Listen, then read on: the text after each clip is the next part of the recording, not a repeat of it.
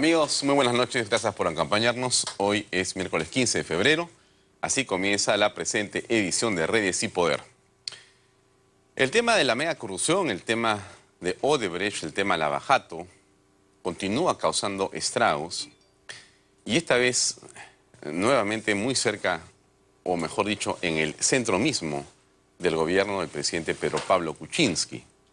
Y esta vez no es por una acusación de la oposición, no es por una revelación de alguna conducta incorrecta o alguna coima, sino es porque el Comité Ejecutivo Nacional del partido PPK, del partido Peruanos por el Cambio, que funda el presidente Pedro Pablo Kuczynski, se reunió y ha pedido la renuncia de la ministra de la Mujer, la señora Ana María Romero Lozada.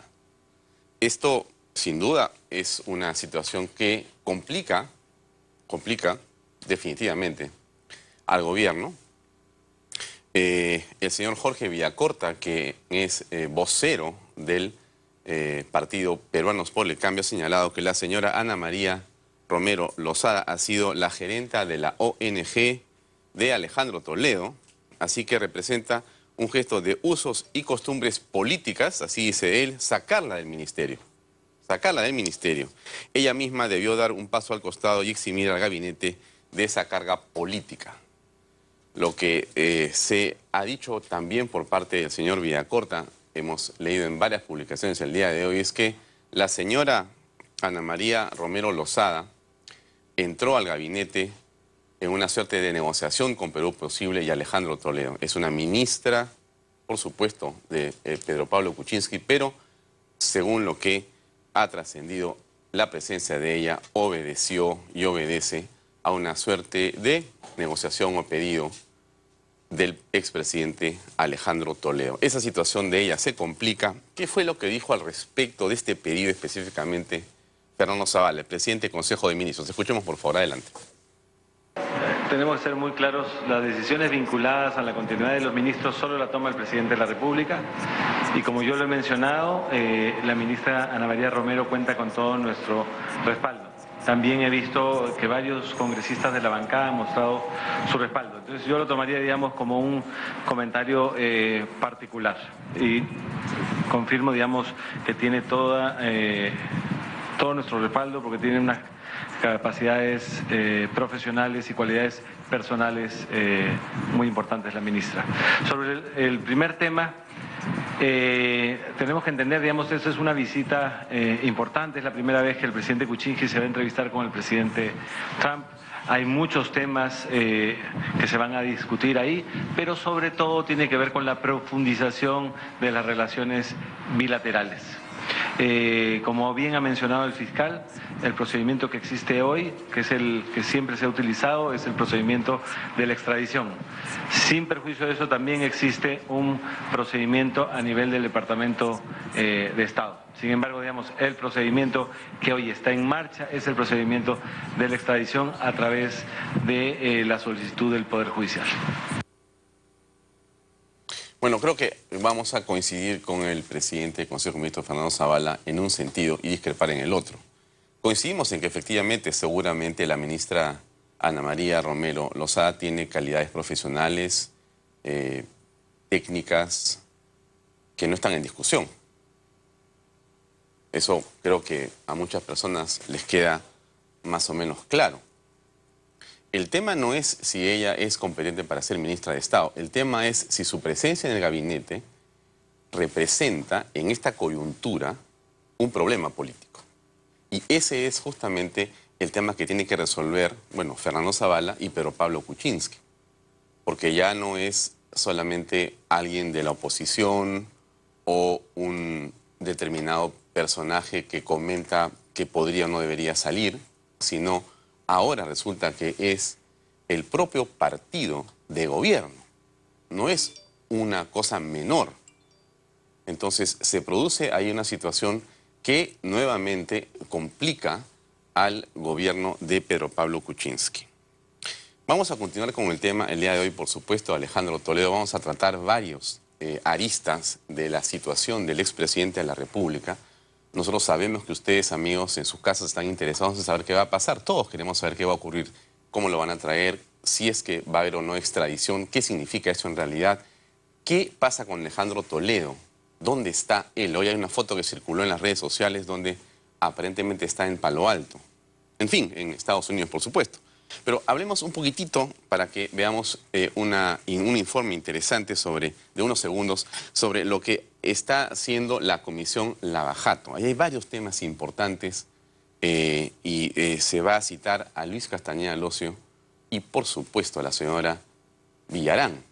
Hoy día ha salido una publicación en Expreso, bastante amplia esta publicación, un detalle en relación a que Villarán de la Puente, Susana Villarán de la Puente, la exalcaldesa de Lima, habría recibido de las empresas Odebrecht, OAS y Camargo Correa dinero y para sus campañas, por supuesto, y para no sabemos qué otra cosa más, lo que explica el diario Correo el diario Expreso, una amplia información, y que hay un colaborador eficaz, importante esto, no es que lo dice el periódico está recogiendo lo que dice la investigación fiscal. Hay un colaborador eficaz que afirma que las empresas brasileñas pagaron, entre otras personas, a Felipe Belisario Bermúdez, que era el famoso asesor de campaña que estuvo presente en la revocatoria para evitar que Villarán sea revocada. Ustedes se acuerdan,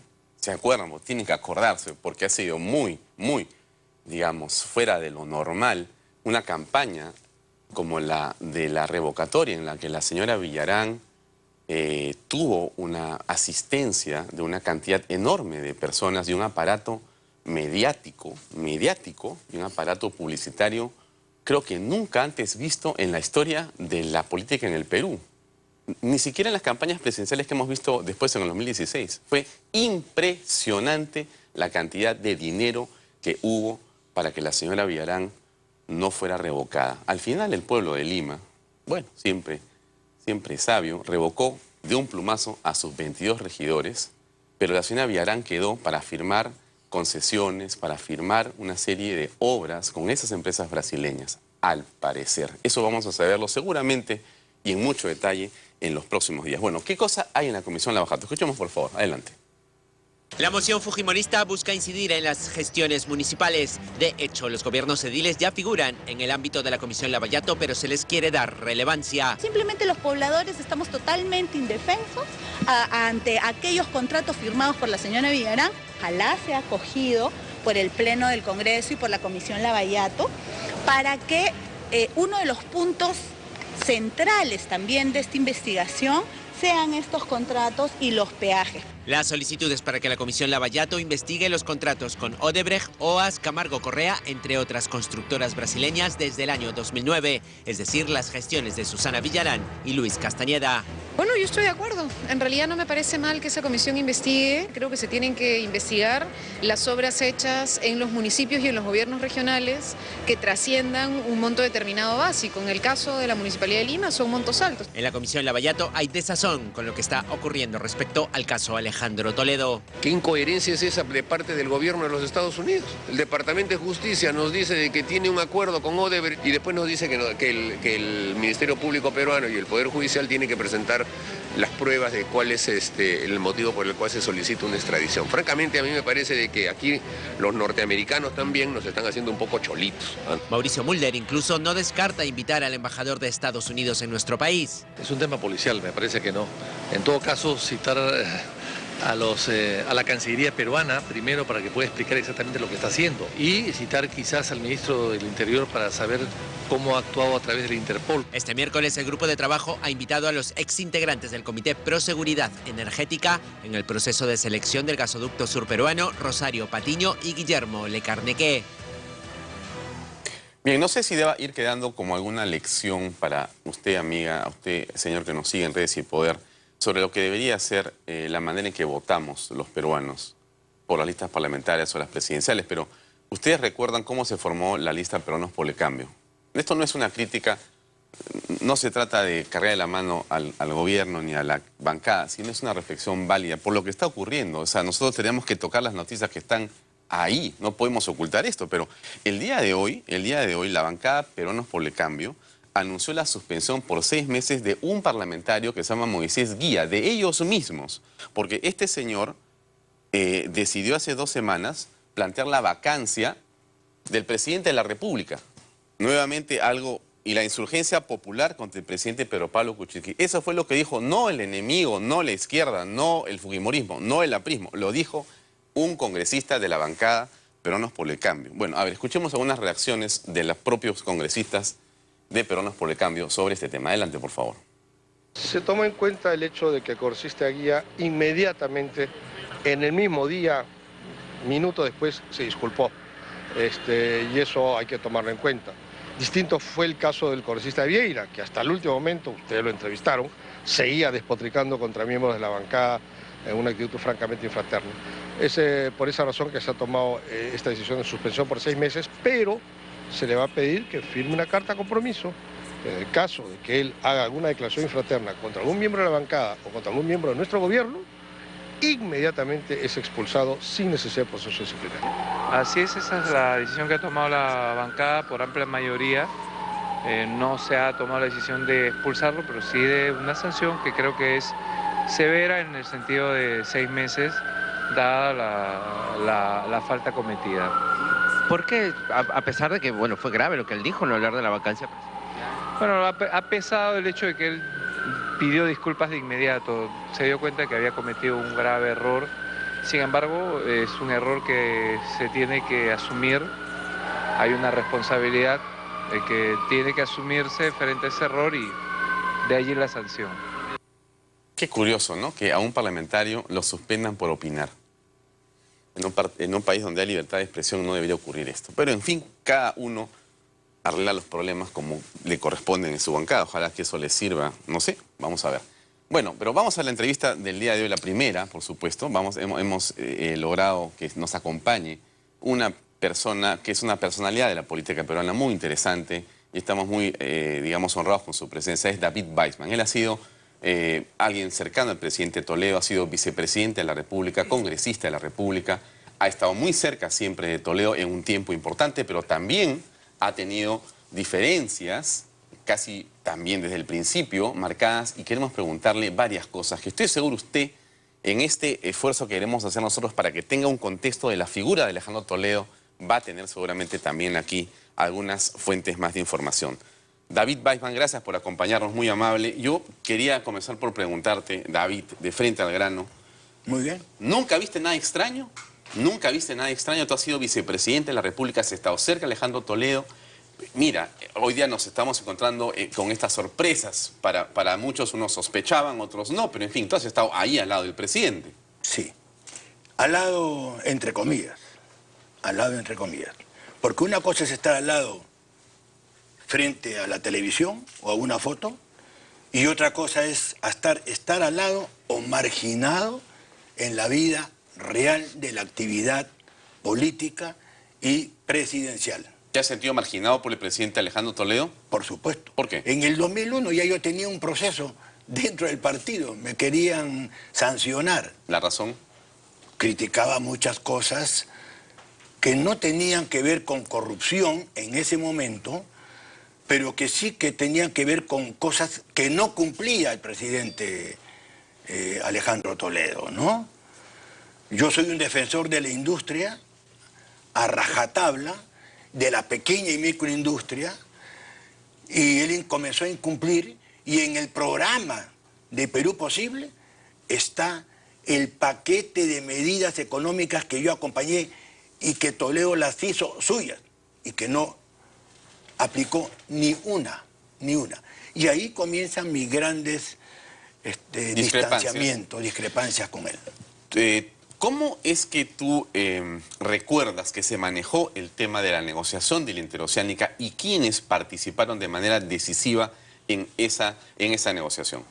Bueno, en el tema de la interoceánica, nunca como vicepresidente ni como congresista fui llamado a consultar o a dar una opinión. El tema de la interoceánica se desarrolla básicamente como se desarrollan todo, y esto lo tiene que saber todo el país, todos los proyectos de infraestructura en el Perú. ¿Quiénes son los únicos que participan ahí? El ministro de Economía, el presidente de la República a la cabeza y el ministro de Transportes y Comunicaciones. Esos son los tres que manejan este tema. Los nombres: Alejandro Toledo. Bueno, hay que ver quién Pedro fue. Pablo Kuczynski. Soy Pedro Pablo Kuczynski. ¿Y quién era ministro de Transportes y Comunicaciones? Ortiz. El negro Ortiz, que le decíamos. Ellos tres. Solamente tres. No hay un cuarto. ¿Políticamente son los responsables? 100%. ¿Por qué?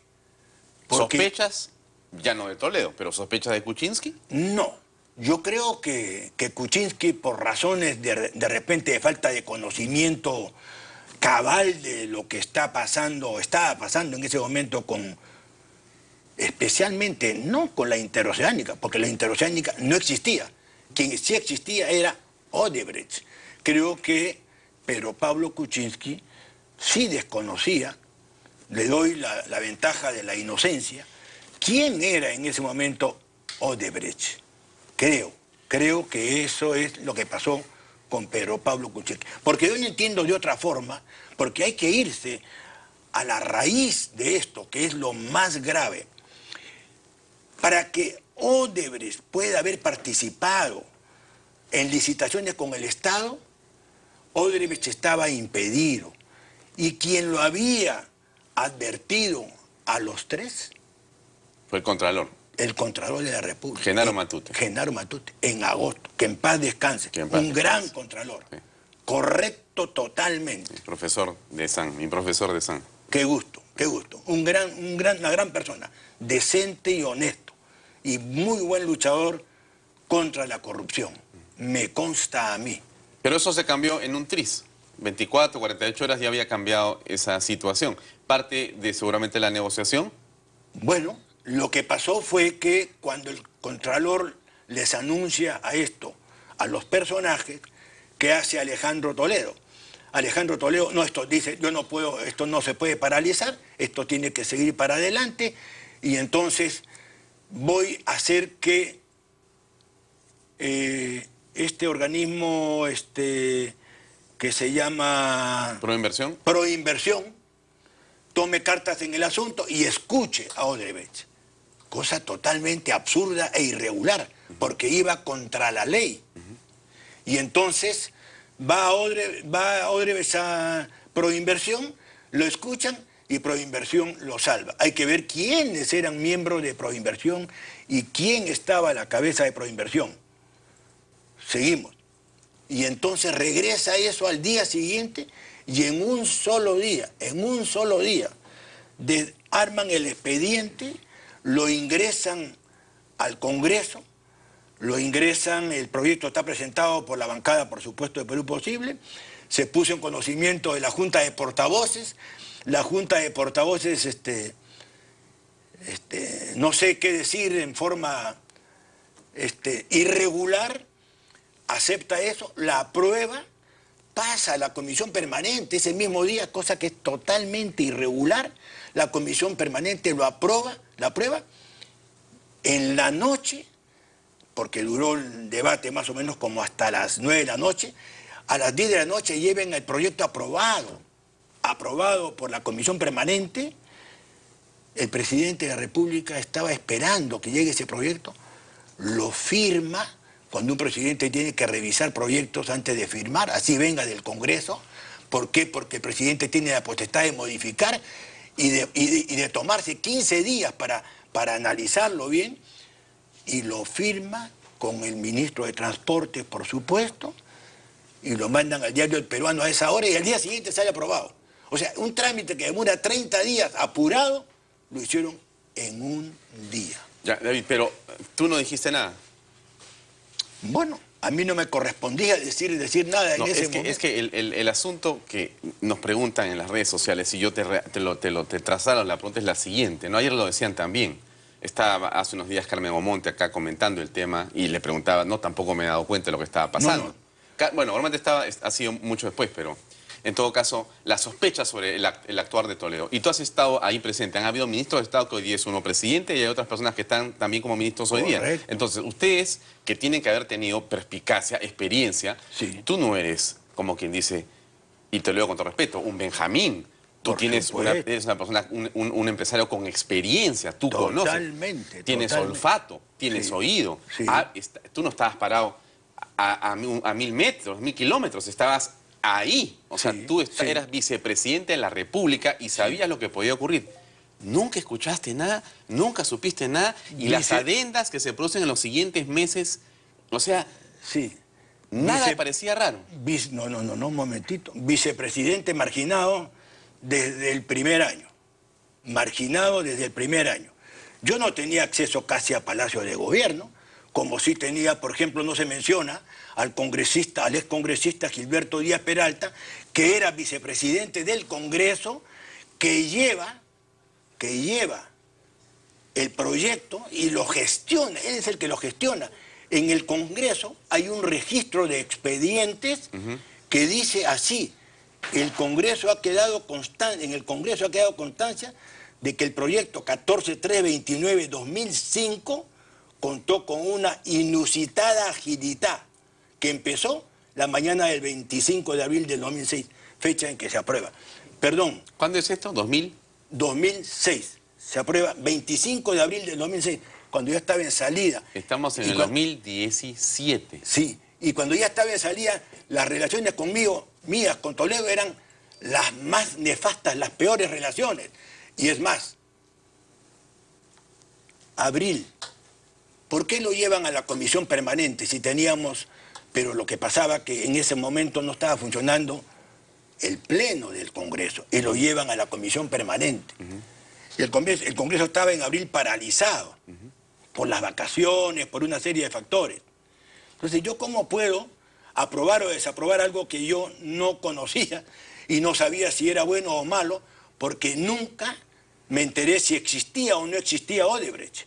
Yo nunca me enteré si las adendas que se estaban aplicando ahí en ese momento eran o no válidas, porque a mí no me correspondía. En el Congreso hay una comisión permanente de fiscalización a la cual le correspondía y donde hay muchos congresistas que hoy día salen a lavarse las manos. Claro, David, pero y fueron partícipes de eso. El público preocupado con su eficacia, por supuesto, por lo que está pasando, también puede preguntarte y decirte, pero usted no solamente era un vicepresidente peleado con el presidente, que puede ocurrir, y eso finalmente es ya, ok, te dejan fuera de juego. No, era público. Pero, además. no, está bien, pero tú Era eras público. un congresista de la República. Sí, señor. Y tu obligación, de fiscalizar, estaba ahí, incólume. Sí. Aunque tuvieras una relación con Toledo, lo que sea. No hiciste algo más, no fue posible, no hubo capacidad de reacción, o sea, esto ocurrió así. Cuentas lo que has contado, ocurre esto con tu inversión, se da una voltereta a una cosa como esta, Así es. y tú simplemente dices, bueno, punto. No, pues. Es que esto Sí, que yo te estoy contando claro. fue absolutamente bajo la mesa. Nadie se enteró en ese momento, ¿no? Y si nadie se enteró, la mejor prueba es que éramos 130 congresistas.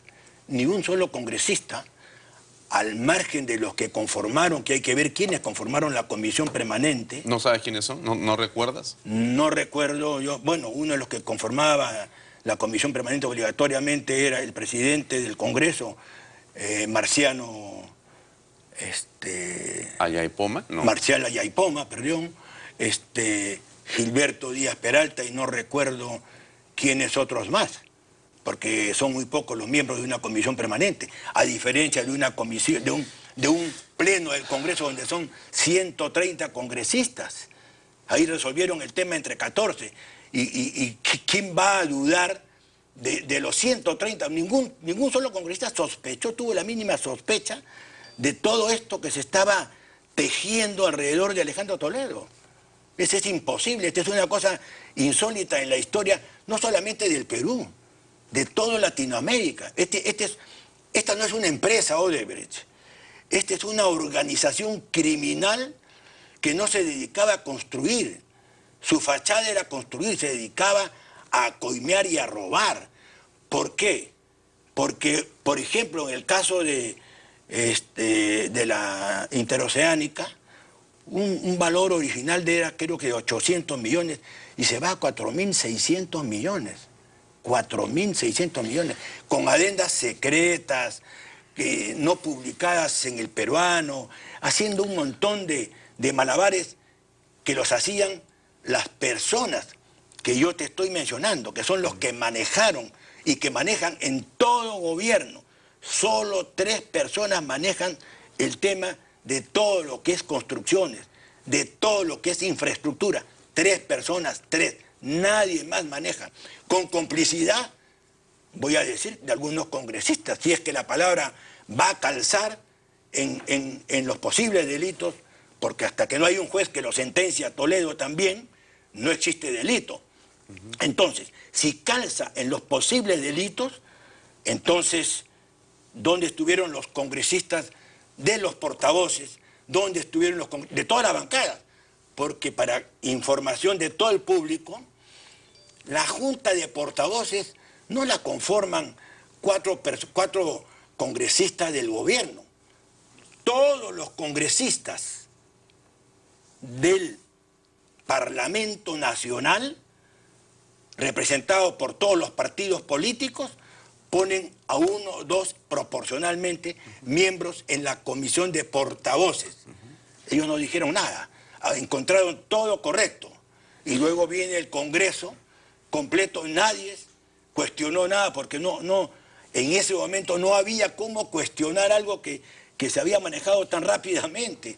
Y estábamos, acabo de decir y lo voy a repetir, ¿cuándo se produce esta aprobación? El 25 de abril del 2006. ¿Cuándo termina el gobierno? El 28 de julio. Bueno, ¿qué tiempo tenía cuando habían 50.000 problemas? Había la vacancia que querían los apristas vacarlo a Toledo, había que defender 50 cosas malas, por eso me peleaba con Toledo yo. Te hago una pregunta, David. ¿La mentira ha sido, digamos, una característica de Alejandro Toledo o es un calificativo excesivo de sus adversarios políticos? Yo puedo decir que es mentiroso es insuficiente.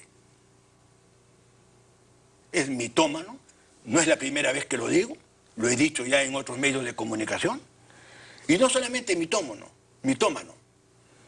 Desgraciadamente, las personas muchas veces cambiamos.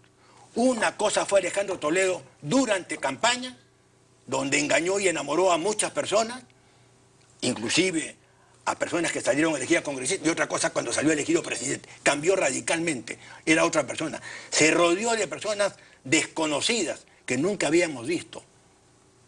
Pero además, yo no sé, yo he visto un comentario ahora muy desagradable y agresivo. ¿Y por qué no mencionan a Anel Townsend? ¿Por qué no lo mencionan al esposo de Anel Townsend, que sí fue íntimamente amigo de Alejandro Toledo? Por ejemplo, para un par de ejemplos. ¿Por qué no? ¿Por qué me menciona a mí este periodista en el diario hoy día? Sarcásticamente.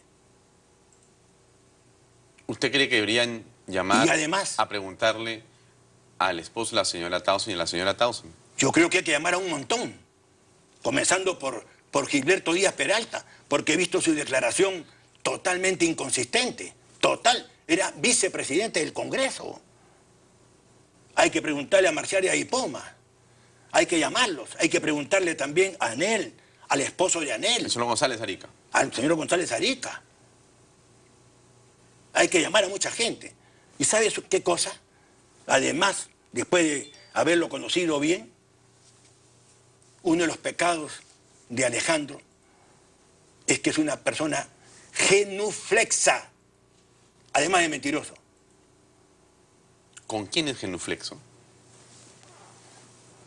Especialmente con su entorno más íntimo, comenzando por su esposa. Y el entorno más íntimo que influenciaba en él. Que los periodistas investiguen quiénes eran la gente más íntima de él. Yo cuando me quedaba encargado de la presidencia de la República, en todos los viajes que hizo él, a mí me cerraba el despacho presidencial. Nunca me lo dejó abierto. ¿Qué escondí? Y siempre le preguntaba. Y eso originaba grandes fricciones. Sin embargo, en el primer año, cuando todavía estaba, con todo respeto para Raúl Díaz Canseco, porque yo no tengo nada contra él, ni lo hago sospechoso de nada, pero cuando él estaba de primer vicepresidente y hizo muchos viajes, Alejandro, en ese primer año que estuvo Raúl Díaz Canseco, le dejaba abierto el despacho. A mí me lo cerraba. Yo tengo 50.000 pruebas para demostrar mi alejamiento, no de mi parte, de él. ¿Por qué? No sé. Tendría que preguntársele a él. ¿Por qué él tomó esa actitud después de haber salido elegido presidente de la República contra su vicepresidente? Muy bien. David, gracias por acompañarnos. Encantadísimo, con muchísimo gusto. Gracias Y nuevamente. ojalá me invite de nuevo para aclarar más cualquier duda. Y tienes, por supuesto, el programa a tu disposición para todo lo que sea aclarar tu buen nombre y poder dar la información que se necesite para que la opinión pública sepa qué fue lo que ocurrió realmente. Gracias por acompañarnos. Muy amable. A ti, muchísimas gracias, Alfonso. Amigos, han escuchado ustedes a quien fue vicepresidente Alejandro Toledo. Ha dicho muchas cosas duras. En fin, usted sacará su conclusión. Vamos a ir a una pausa comercial brevísima y vamos a estar con otra persona vinculada a la política. En este caso es una mujer. Ella es la congresista Lourdes Alcorta. Ella tiene una posición bastante clara con respecto a lo que pasa con la ministra Romero. Vamos a escucharla y tomarle también otras declaraciones sobre lo que está pasando en la coyuntura nacional. Una pausa brevísima y regresamos con más en Redes y Poder. Permiso.